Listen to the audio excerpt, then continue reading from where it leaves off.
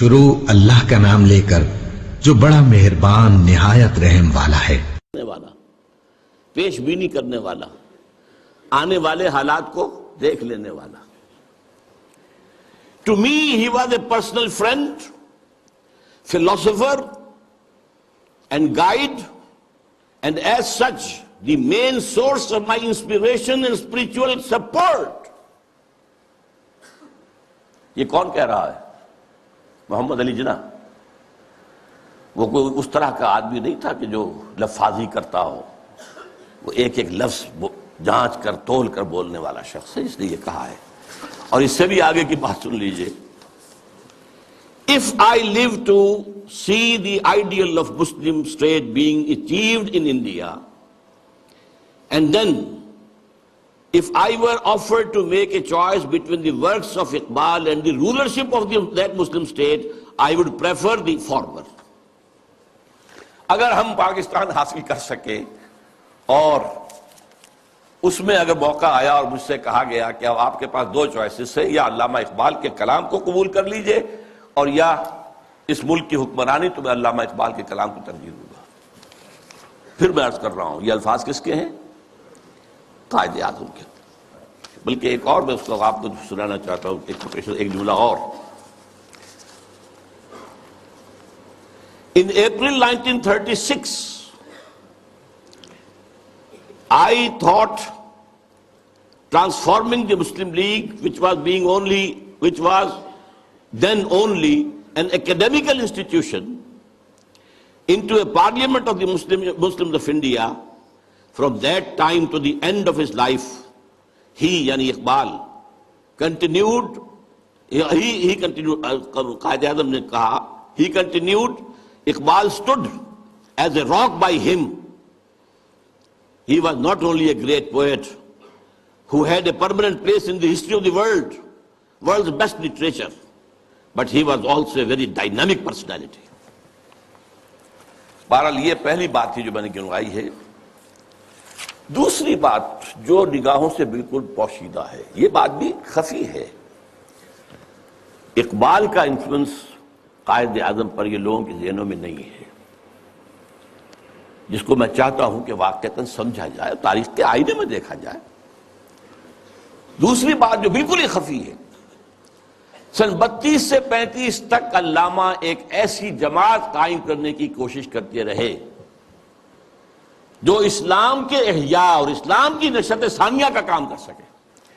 حالانکہ وہ مسلم لیگ میں تھے، قائد اعظم کے ساتھی تھے، ان کے ساتھ ادنا کارکن کی حیثیت سے بھی شریک رہے، انہوں نے ہی 1930 کا خطبہ دیا، لیکن وہ یہ محسوس کرتے تھے اور صحیح محسوس کرتے تھے کہ مسلم لیگ کی تحریک کے نتیجے میں ایک مسلم قومی ریاست تو قائم ہو سکتی ہے، اسلامی ریاست قائم نہیں ہو سکتی۔ لہذا سن 32 سے 35 تک کے عرصے کے درمیان ان کی کوشش رہی کہ ایک جماعت بنے۔ وہ جماعت کیا ہو؟ پریکٹسنگ مسلمز کے اوپر مشتمل ہو، جو اسلام پر عمل کریں۔ ویسے یہ کتاب پوری تفصیل سے آپ اس میں پڑھ سکیں گے، علامہ اقبال کی آخری خواہش، یہ پورا ڈاکومنٹ ہے۔ اللہ کا شکر ہے کہ جو اب سامنے آ چکا ہے۔ پھر یہ کہ اس کا نظم جو ہے عمارت کی بنیاد پر ہو، صدارت کی بنیاد پر نہیں، وہ عمارت بیعت کی بنیاد پر ہو، اور وہ کبھی الیکشن میں حصہ نہ لے۔ یہ چار چیزیں نوٹ کر لیجئے، یہ بہت سے اعتبارات سے مسلم لیگ کا اینٹی تھیسس بنتا ہے۔ اس کی کوشش کر رہے تھے۔ اس کی وجہ کیا ہے؟ وہ بات جو بعد میں علامہ کے انتقال کے 2 سال بعد مولانا مودودی نے کہی ہے 1940 میں اسٹریچی ہال علی گڑھ یونیورسٹی میں، جو ایک کتاب کی شکل میں شائع ہوتی ہے، اسلامی حکومت کیسے قائم ہوتی ہے۔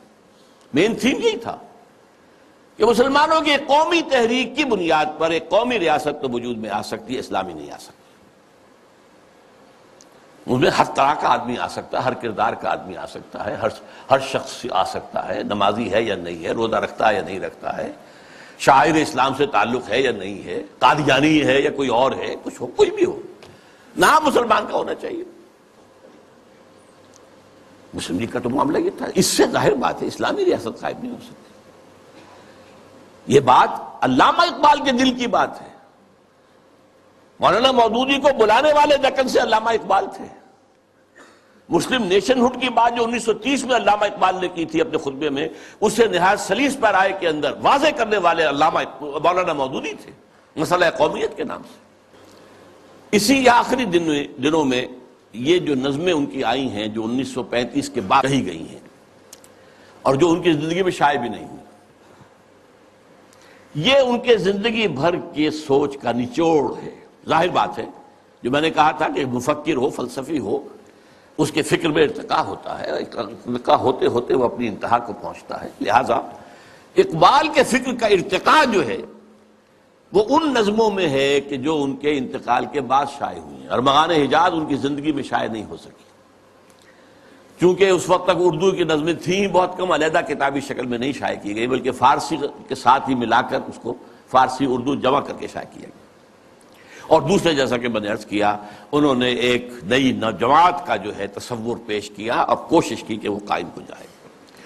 ایک چھوٹا سا نکتہ اور کہ میں نے اپنے لیے ایک لقب اختیار کیا ہے، یکے از رگ ہائے ساز اقبال. اس کا پس منظر کیا ہے؟ زندگی کے آخری ایام میں حضرت علامہ بہت تشویش میں تھے کہ میرا وقت تو اب آ رہا ہے، قریب آ گیا ہے، میں جانے والا ہوں.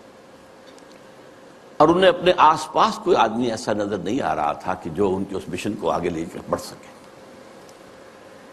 میں قرآن مجید میں جب غور کرتا ہوں تو معلوم ہوتا ہے جو حضرت زکریا کی کیفیت تھی، جبکہ انہوں نے دعا کی اللہ سے، اللہ مجھے بیٹا عطا کر دے، میں اب بوڑھا ہو گیا ہوں.